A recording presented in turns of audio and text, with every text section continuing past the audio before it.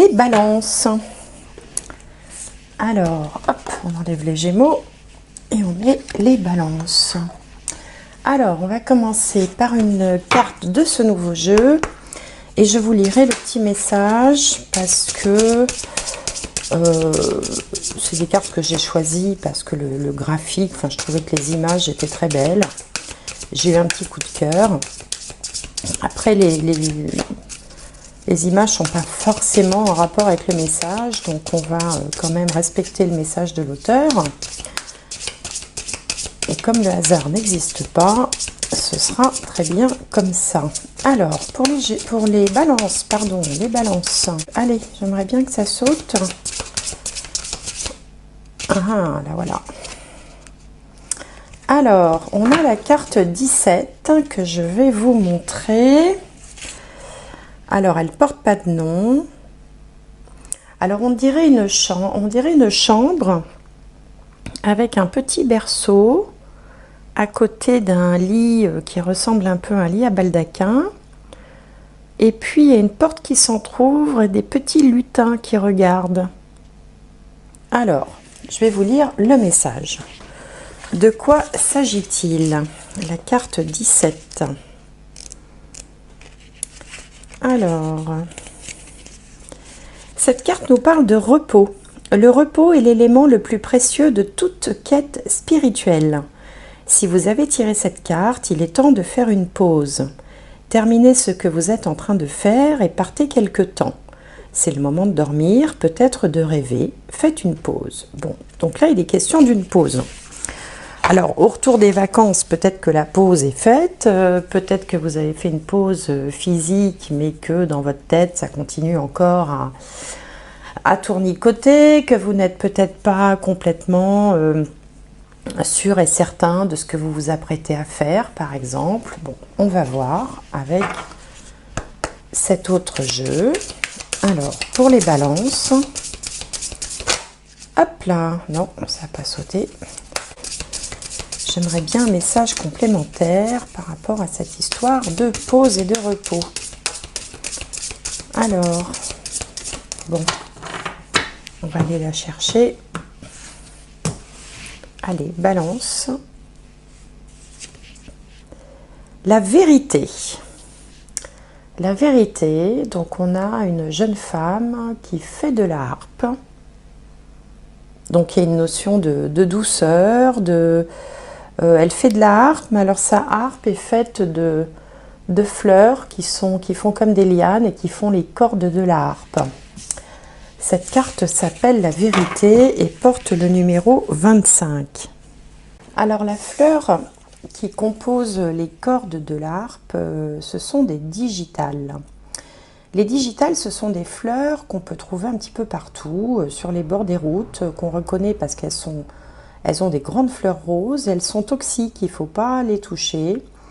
Et elles sont en lien avec le cœur, hein, parce que justement, elles peuvent créer des problèmes par rapport au cœur si on les ingère, par exemple. Donc là, ce qui vous est conseillé, c'est d'exprimer votre vérité avec le cœur. C'est un petit peu comme les Gémeaux tout à l'heure, d'une autre manière. Là, on vous dit finalement d'ouvrir votre cœur, d'essayer d'explorer ce que vous ressentez vraiment et non pas au travers d'un masque que vous pensez être le bon parce qu'il faut sauver les apparences, parce que il faut avoir l'air de ce qu'on est, parce qu'il faut ou d'avoir l'air de ce qu'on attend de vous, en fait, plus précisément, plutôt que d'avoir l'air de ce qu'on est. Donc là, il est question d'une vérité de cœur, une vérité qui vient des sentiments, du ressenti. Et puis là, on vous demande de vous accorder une pause. Alors peut-être que vous êtes un petit peu trop dans des réflexions cérébrales et que vous n'écoutez pas assez ce que vous ressentez profondément. Peut-être que cette pause-là qu'on vous incite à faire consiste à essayer de faire taire votre cerveau qui réfléchit, hein, le cerveau voilà, qui est tout le temps en cogitation incessante, pour peut-être simplement se centrer sur ce que l'on ressent vraiment. Et c'est là que se trouve la vérité. Voilà, moi c'est ce qui me vient pour ce premier message. Vous me direz si ça vous parle ou pas. Bon, si ça vous parle pas, c'est pas grave, hein. Mais je sens qu'il y a quelque chose de cet ordre-là. Alors, on va regarder avec le Béline pour les balances. Hop, là, on voit une. Alors, balance. Allez, encore deux. Hop, et la petite dernière, bah tiens, il y en a deux. On prend les deux. Oula, une moto qui passe dans la rue. Alors ici, on a l'appui, très belle carte de Jupiter, la réussite, l'union, la beauté, bah dis donc, que des belles cartes. Et là, on a la stérilité et l'héritage. Alors ça, c'est plus surprenant. C'est plus surprenant. Avec des belles cartes comme ça autour. Alors, en première position, on a ici la carte de la pluie, qui est une carte de Jupiter, qui est une carte extrêmement positive. Elle signifie plusieurs choses. Elle signifie déjà que vous êtes plutôt sur la bonne voie, que vous êtes quelqu'un en qui on peut faire confiance, que vous inspirez la confiance. Elle signifie également que vous êtes entouré de personnes assez solides sur lesquelles vous pouvez vous appuyer, des personnes qui sont sincères, qui sont authentiques, qui sont bienveillantes à votre égard, et que donc l'entourage est sain. Ce qui est un peu plus problématique, c'est d'avoir la réussite ici en position contre, hein, on appelle ça la position contre, c'est ce qui vient contre vous. C'est toujours embêtant d'avoir la réussite à cet endroit-là, parce que ça signifie qu'en fait, ce que vous escomptez, ce que vous espérez, ne sera peut-être pas tout à fait à la hauteur de vos espérances. Peut-être que ça va nécessiter que vous fassiez, que vous baissiez un petit peu votre niveau d'exigence. Alors, par exemple, si vous êtes à la recherche d'un emploi, ici, ça vous indique que vous allez trouver quelque chose, qu'il y aura bien un contrat, surtout avec l'union en haut, mais que peut-être le salaire ne sera pas à la hauteur espérée, par exemple, ou que le poste ne sera pas exactement celui que vous convoitez. Ça apporte en fait un petit bémol dans un tirage qui est quand même globalement positif.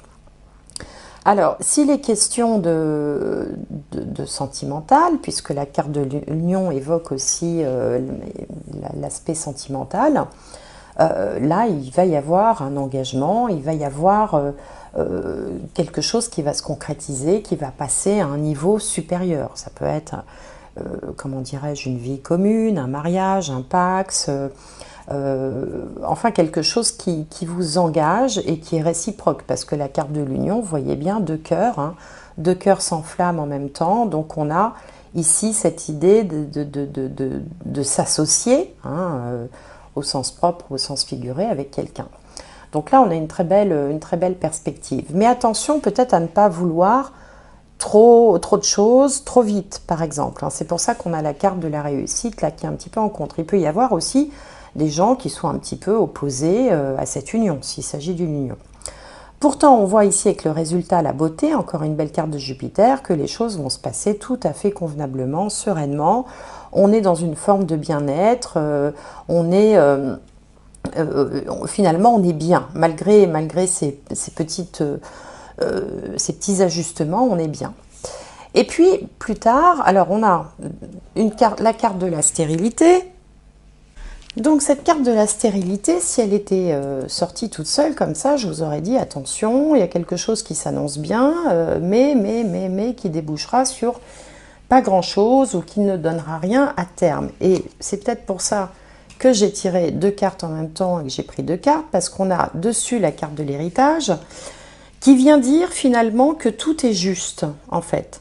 Le jeu est bien fait parce que si on avait eu que cette carte, le tirage aurait été quand même, bon, on peut dire décevant, parce que quelque chose qui s'annonce bien, qui démarre bien, et puis qui finalement ne donne rien, ou apporte la stérilité, ou bon, par exemple, vous avez un projet, et puis finalement on s'aperçoit que ça ne marche pas, malgré tous les efforts, toutes les bonnes associations, les bonnes unions, le bon entourage que vous avez pu avoir, les objectifs que vous avez posé, enfin bon, on se dit que ça démarre bien et puis finalement ça donne rien. Et avec cette carte de l'héritage, ça change complètement le sens, parce qu'on vous dit que de toute façon, on est en train, la vie est en train de vous conduire là où vous devez aller. Hein. Avec l'héritage, il y a une notion de karma. Hein. Je récolte ce que j'ai semé auparavant. Alors évidemment, tout dépend de ce que j'ai semé, mais en fait, il y a cette notion un petit peu de on ne peut pas y échapper. Vous voyez, de toute façon, c'est par là qu'il faut passer. Qu'on veuille aller du point A au point B, de toute façon, il faudra passer par cet endroit-là. Bon, on va voir avec les autres cartes ce que ça nous dit, mais peut-être aussi qu'il faut voir un lien avec ce que nous disaient les cartes du départ, où il fallait peut-être se poser un petit peu et réfléchir à ce que vous souhaitez vraiment au fond de vous, ce que vous avez vraiment au fond du cœur. Alors, on va regarder maintenant avec le petit Lenormand, voir si on a un petit peu plus de détails par rapport à tout ça. Alors, pour les balances... Alors, j'aimerais bien la carte centrale pour les balances. Ah ben là, voilà. Hop. Et maintenant, on va aller entourer cette carte centrale, voir un petit peu de quoi ça parle. Alors...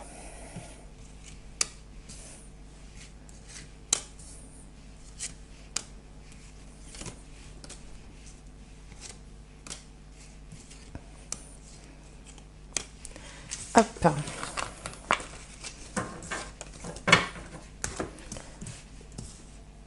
Alors, donc au milieu, on a les poissons. Les poissons, c'est l'abondance, c'est le commerce, c'est l'argent, c'est les choses qui arrivent facilement. Ça signifie aussi beaucoup en nombre. Hein. Là où il y a les poissons, il y a beaucoup. Généralement, c'est associé avec des gains. Alors, ici, on a la lune, l'encre, le puits, l'étoile, les cigognes, les chouettes, le cercueil et le cœur. C'est marrant parce que ça se termine par le cœur comme pour les Gémeaux. Alors, comme je disais tout à l'heure pour les Gémeaux, justement, ici, j'y vois plutôt le passé proche, là, le présent et là, le futur proche. Alors, dans le passé proche... c'est comme si vous vous accrochiez à quelque chose qui a fini un peu par vous décevoir. C'est-à-dire que vous êtes lancé dans quelque chose, vous êtes vraiment accroché, vous avez fait le maximum, hein, vous êtes accroché avec l'encre. Et avec la lune, il y a comme une déception, on ne sait pas trop où on va, finalement les choses ne sont pas claires. Et il a fallu que vous alliez vraiment au fond des choses, au fond de ce puits, pour découvrir peut-être une forme de vérité qui vous aurait un petit peu déçu. Le puits nécessite vraiment d'aller toucher le fond pour pouvoir remonter ensuite. Donc vous êtes dans cet état d'esprit où peut-être vous vous accrochez à quelque chose, mais vous avez peur en fait d'être déçu. La déception n'est peut-être pas complètement là encore, mais en tout cas, il y a une peur comme ça qui vous habite un petit peu. Ici, au niveau de la carte, enfin on va dire de cette ligne centrale, on a 3 belles cartes et on a notamment la carte de l'espoir ici, hein, l'étoile qui représente l'espoir, les rêves, ce que vous avez, ce que vous convoitez, ce que vous avez envie d'atteindre. Des projets, des choses qui vous appellent, qui vous font envie. On a à côté la carte des poissons, donc ça c'est plutôt très positif puisque les poissons représentent l'abondance. Et puis à côté des poissons, on a les cigognes. La cigogne parle toujours d'un changement heureux. C'est toujours un changement heureux. Elle est aussi annonciatrice, la cigogne, de grossesse. Hein. Si certains d'entre vous, par exemple, se lamentent parce que malgré tous vos efforts, il n'y a pas de grossesse, et bien là, avec ces cartes-là, on peut y voir une fertilité. Les poissons représentent la fertilité, les cigognes, la grossesse, et puis l'étoile, l'espoir. Donc pour certains, il peut y avoir une grossesse désirée, heureuse, qui arriverait après un long moment où ça ne fonctionnait pas. La ligne du bas, donc on a les chouettes, le cercueil et le cœur. Ici, les chouettes symbolisent finalement une forme de sagesse et d'intuition. Alors à côté du cercueil, on pourrait y voir aussi des communications de type contact avec l'au-delà, hein, par exemple. Moi, j'y vois plutôt en fait une forme d'intuition. J'ai l'impression que après cette période-là, un peu de déception, vous avez finalement mûri une situation, réfléchi à une situation et décidé de peut-être d'adapter un comportement, d'apporter un changement positif ou apporter un changement qui va permettre de sortir un peu de cette situation qui était un petit peu, vous voyez, qu'on ne pouvait pas vraiment bouger, enfin vous ne saviez pas trop par quel bout vous y prendre. L'étoile ici peut apporter, avec la chouette en dessous, peut apporter la bonne intuition. Vous allez vous dire, tiens, mais je devrais essayer ça, ou c'est ça que je devrais lui dire, ou je devrais utiliser cette approche-là un petit peu différente pour pouvoir mettre fin au côté un peu sclérosé de la situation. Donc par exemple, je vais vous donner un exemple, si vous êtes avec quelqu'un mais vous avez le sentiment que la relation elle patauge un peu, qu'il n'y a pas d'évolution, eh bien vous allez apporter de la nouveauté, vous allez essayer finalement une nouvelle approche sans que ce soit forcément très stratégique, une approche qui sera en lien avec vos sentiments et c'est ce qu'on vous disait au départ, hein, ça nous ramène à la carte du départ, hein, de plutôt écouter son cœur plutôt que sa tête et c'est en faisant de cette façon-là que vous allez pouvoir décanter une situation qui était sur le point de peut-être de s'enliser.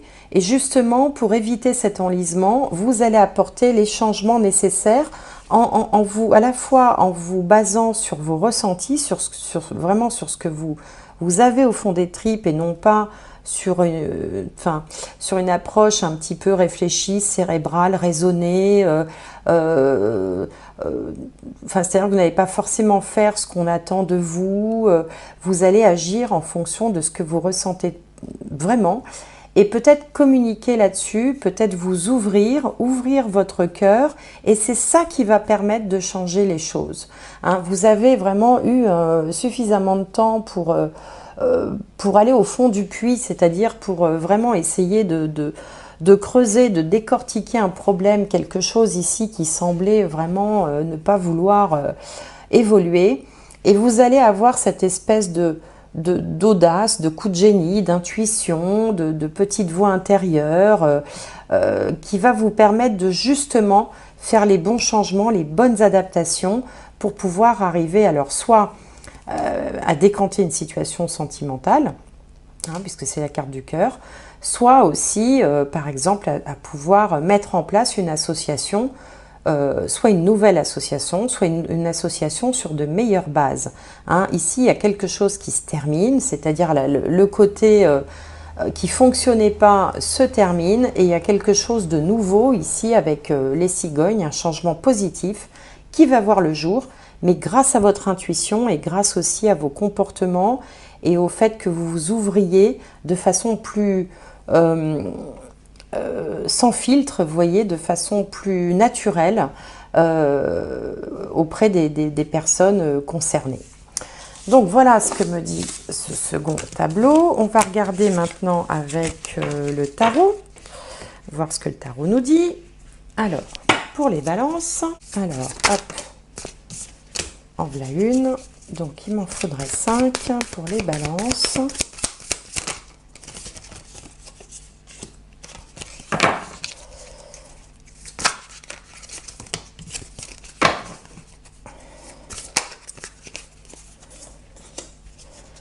Allez, encore 2.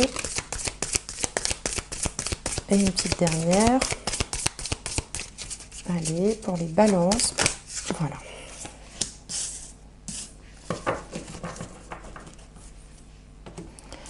Alors, ici, on a le 9 de Pentacle. Ici, on a mort et renaissance.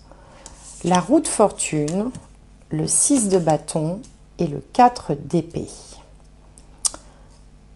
Bon, c'est pas mal du tout. Alors avec le 9 de Pentacle, vous avez en fait, vous avez hâte de récolter les fruits de ce que vous avez semé. en même temps, il y a une certaine... un contentement. Bon, le 9 de Pentacle, c'est la carte de la richesse, mais c'est pas forcément la richesse matérielle. Ça peut être la richesse des sentiments, la richesse du fait qu'on est bien entouré, on l'a vu tout à l'heure, hein, avec la carte de l'appui, là dans le Béline, on sent que vous avez des gens bienveillants autour de vous. Donc vous êtes quand même finalement assez serein, assez confiant dans la vie, dans la façon dont les choses vont évoluer. En face, qui joue en contre, c'est la carte de mort et renaissance, c'est la carte 13. Bon, dans le tarot traditionnel, c'est ce qu'on appelle l'arcane sans nom.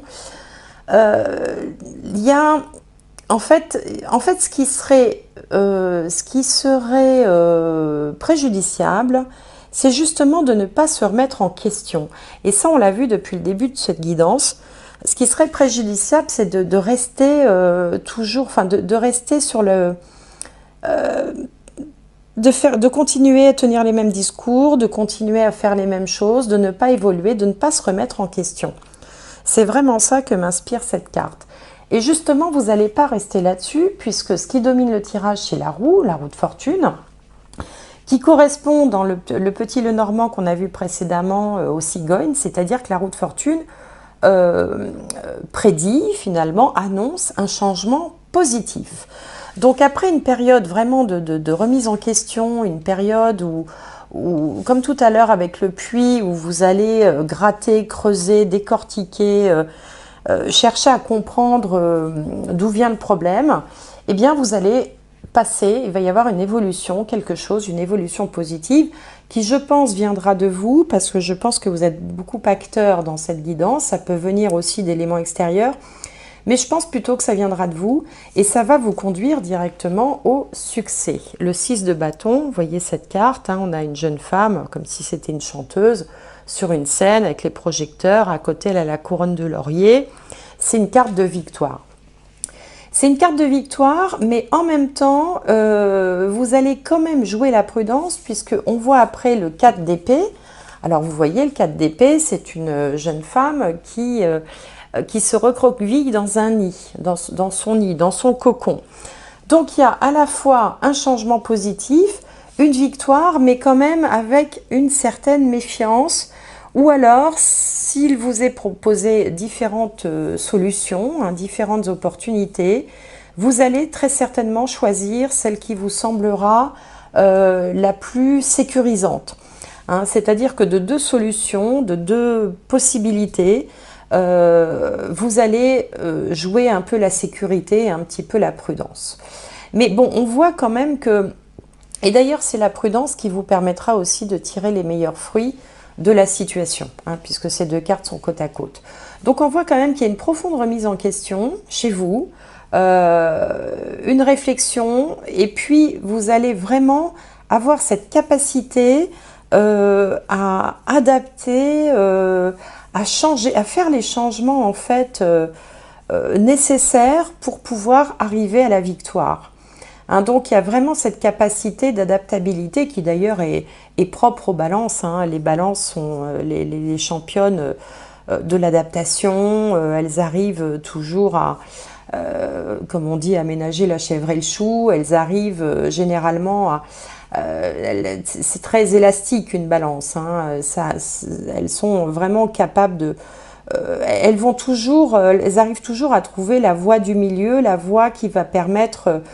justement de satisfaire tout le monde. Et c'est un petit peu là, c'est un petit peu ce message-là que délivre ce dernier tableau-là.